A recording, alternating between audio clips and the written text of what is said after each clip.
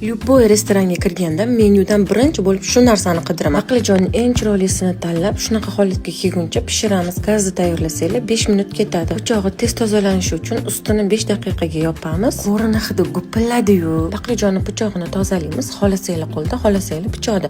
Menga qo'limda tozalash udobliroq bo'ldi. Shunga qo'limda tozaladim. O'zi baqlajondan qilingan hamma narsani yaxshi ko'raman.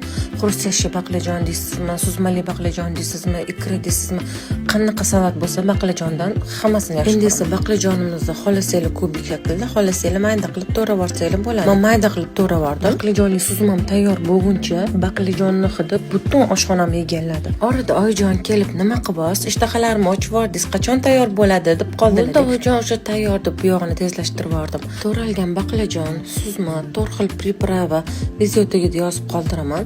Chesnok, qovurilgan yong'oq va zaytun yog'i solib bitta massa bo'lguncha aralashtiramiz. Oho, senkamda necha yildan beri turgan idishlarni ishlatadigan vaqti keldi deb olib chiqib, chiroyli qilib tarelkalarga solib oldim. Ustilarini esa o'zingizlar ideyalarga qarab yasaturasizlar.